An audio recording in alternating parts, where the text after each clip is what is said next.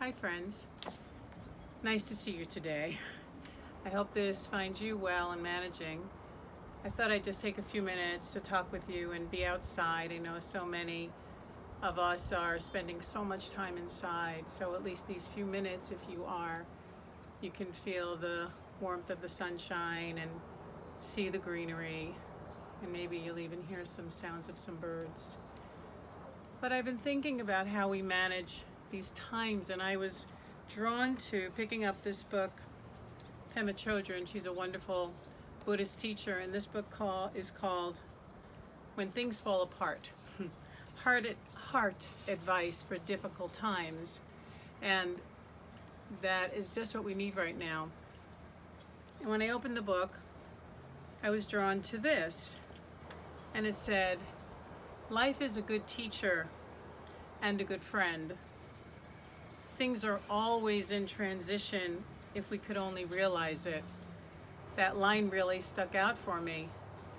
Everything's always in transition. Everything is always changing. We can get caught in our fear of when is this going to change, but it is already changing. She continues and says, "Nothing ever sums itself up in the way that we like to dream about. The off-center, in-between state is an ideal situation, a situation in which we don't get caught and we can open our hearts and minds beyond limit. It's a very tender, non-aggressive, open-ended state of affairs." I like that, very tender, open-ended. And this is an important instruction. She reminds us to stay with the shakiness, to stay with a broken heart, with a rumbling stomach, with the feeling of hopelessness. That is the path of true awakening. Sticking with that uncertainty, getting the knack of relaxing in the midst of chaos, learning not to panic. This is the spiritual path.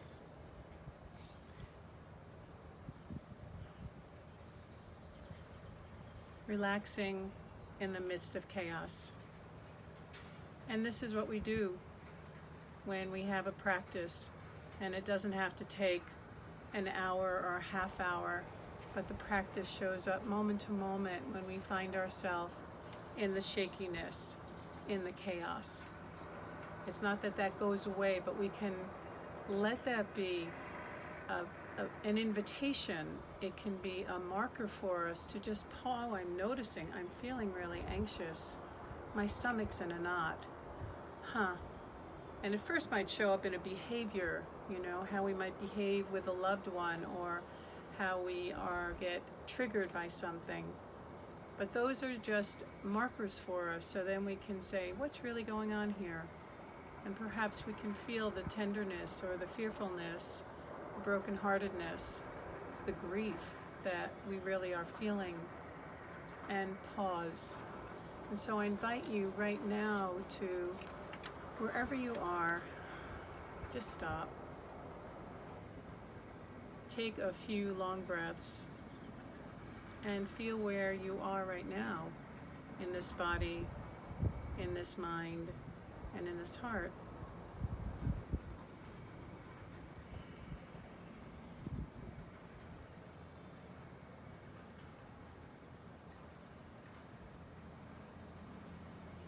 And as you scan around inside your own being, I invite you to bring a hand maybe to the heart or the belly or somewhere that feels a tenderness.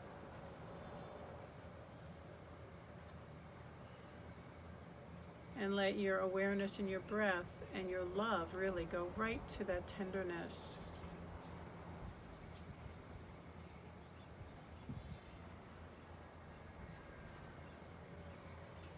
You notice tensions, feelings. It's all okay. It's just a willingness to breathe and relax what you can.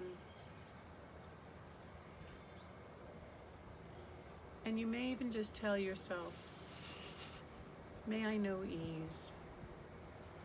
May I know ease with what comes my way.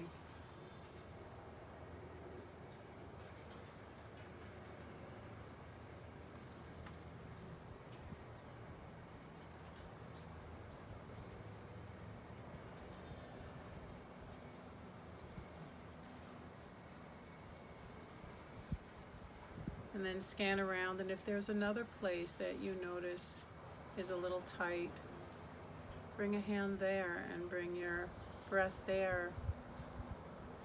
And it's a simple acknowledging that this is what's happening. This is what I'm aware of. A tension. Beneath that might be a worry. But we feel it in the body. We hold the tenderness. We hold that with unconditional friendship and love.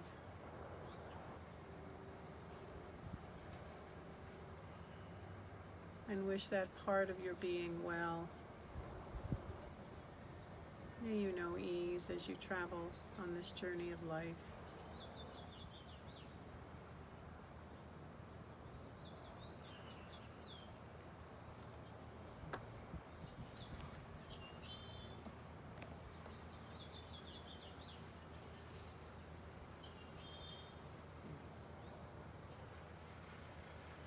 And then if you would, just take a few breaths. Feel where you are now after just taking a little time to meet yourself with a kindness. Recognize that we are traveling through uncertain times.